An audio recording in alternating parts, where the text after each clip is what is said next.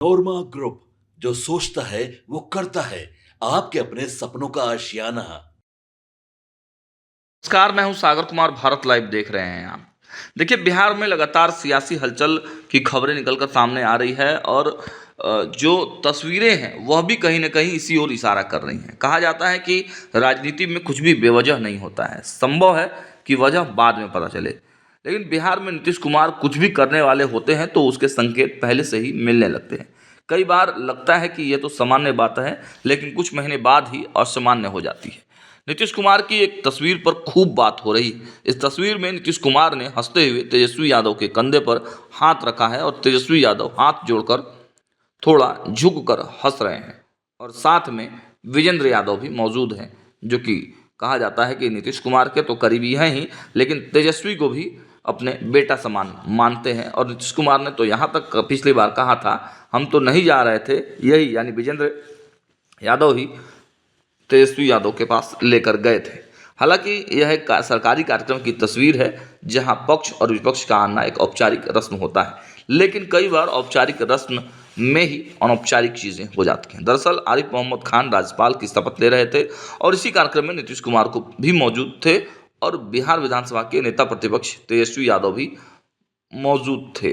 दोनों नेताओं की यह तस्वीर आरजेडी प्रमुख लालू यादव के उस बयान के बाद आई है, जिसमें उन्होंने कहा है कि नीतीश कुमार के लिए दरवाजे खुले हुए हैं।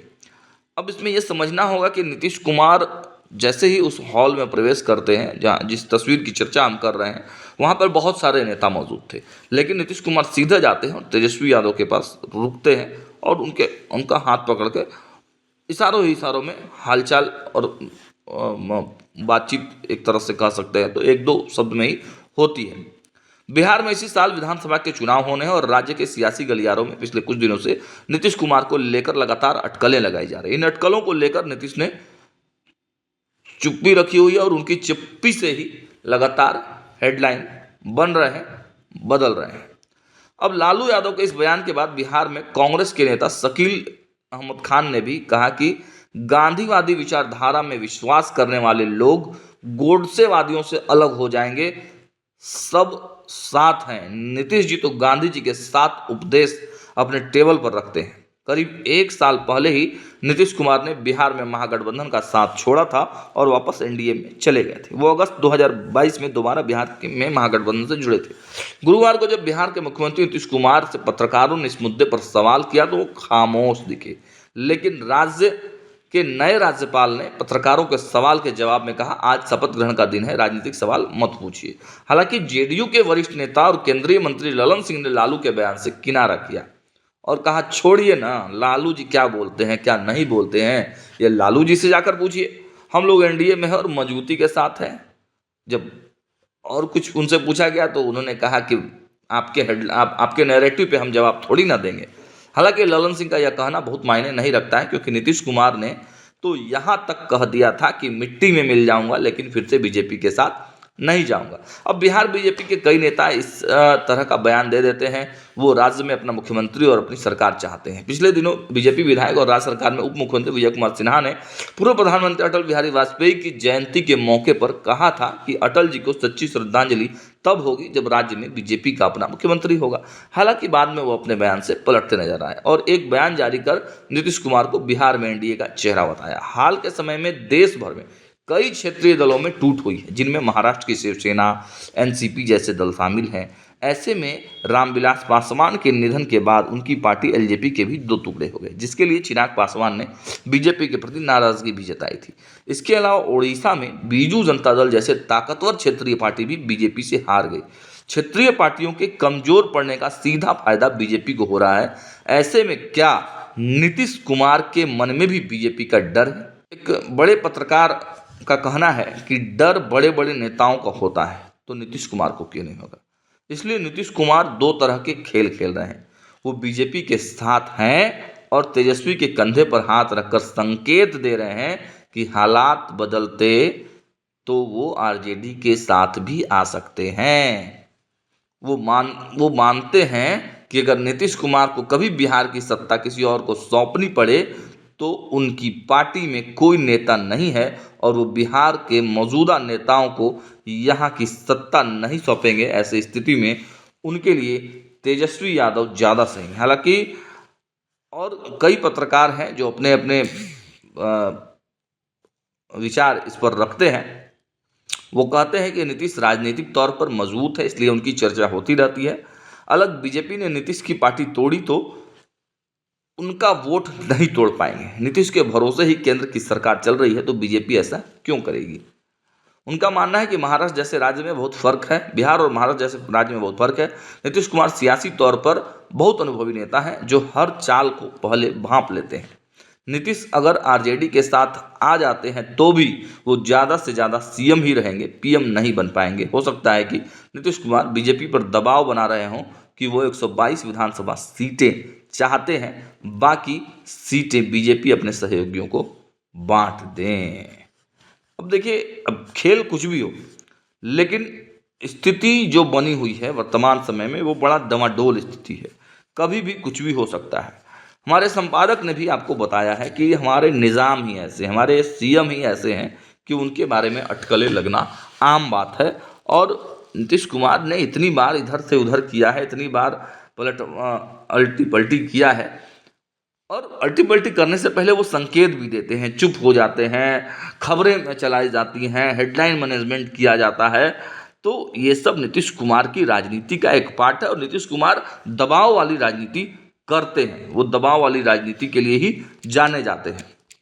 लेकिन इसमें सबसे बड़ी भूमिका है राजद की। क्या राजद इस एंगल पर सोच रही है? हालांकि जो बयान लालू प्रसाद यादव ने दिए हैं उससे तो साफ स्पष्ट है, और जो तस्वीरें निकल कर आई हैं नीतीश कुमार और तेजस्वी यादव की, उससे तो साफ है कि राजद पूरी तरह से तैयार है। भले ही तेजस्वी यादव कुछ भी कहे, लेकिन हमारे संपादक ने बताया था कि एक और ऑप्शन है जिस पर चर्चाएं नहीं हो रही हैं। नीतीश कुमार अब अपने पुत्र को बिहार की राजनीति में स्थापित करना चाहते हैं, तो क्या लालू यादव इसमें मदद करेंगे?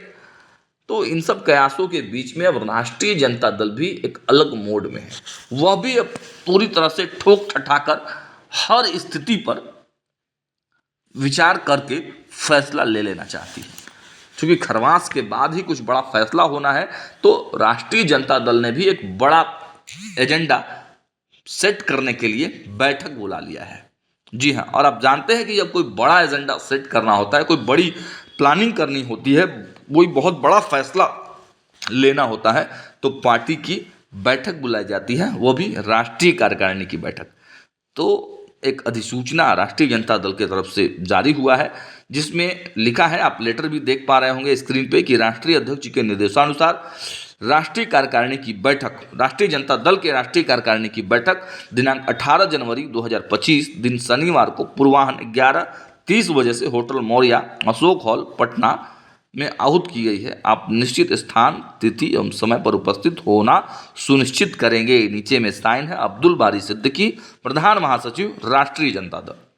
तो अब देखिए, राजद ने राष्ट्रीय कार्यकारिणी की बैठक बुला ली है, और आप जानते हैं कि जब जब राष्ट्रीय कार्यकारिणी की बैठक होती है बड़े फैसले लिए जाते हैं। लेकिन यह फैसला कौन सा फैसला होगा? क्या नीतीश कुमार को वापस बुलाने के लिए सहमति ली जाएगी राष्ट्रीय परिषद में, या फिर सीएम फेस बदलने पर सहमति ली जाएगी, या फिर क्या कुछ होगा? यह तो भविष्य के गर्त में है, लेकिन कयास लगाए जा रहे हैं। हम भी अपने हिसाब से जो इनपुट निकल कर आ रहे हैं उस आधार पर आपको खबरें दिखा रहे हैं। देखते रहिए भारत लाइव। बहुत बहुत धन्यवाद। आपके सपनों को हमने सजाया है, ई होम्स पैनोरामा को हमने बनाया है। ई होम्स मेरा एक सपना था जिस पे मैं पिछले 4 साल से काम कर रहा था। हमने जो बनाया है वो सबने है माना। ई होम्स पैनोरामा में हो आपका भी आशियाना। और फाइनली हमने 2021 में इस प्रोजेक्ट को लॉन्च किया। बहुत लोग अप्रिशिएट कर रहे हैं कि पूर्णिया जैसे शहर में, बिहार के, एक तो बिहार की बात करें उसमें भी पूर्णिया जैसे छोटे जगह में इस तरह का लाइफस्टाइल देना, ये सुन के हम लोगों को बहुत अच्छा लगता है। ई होम्स में हमने कुछ और भी किया है, जैसे हम जिस जगह में रह रहे हैं हमारे फैमिली सिक्योर हो, उनको सिक्योरिटी का ध्यान में रखा है। आपकी सुविधा और सुरक्षा आपके लिए खास है। ये आपका विश्वास है। इसमें आर्टिफिशियल इंटेलिजेंस का 7 लेयर सिक्योरिटी का हमने इस्तेमाल किया है। लस ग्रीन कैंपस को बनाया है। यदि हमारा बाउंड्री वाल है तो वो वर्टिकल गार्डन है।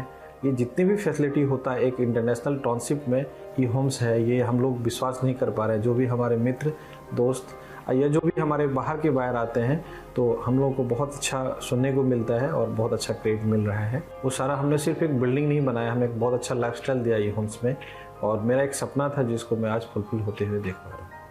ये आपका आवास है। ई होम्स पैनोरामा में अब आपका निवास है। E Homes Panorama, luxurious lifestyle redefined. Panorama group, जो सोचता है वो करता है।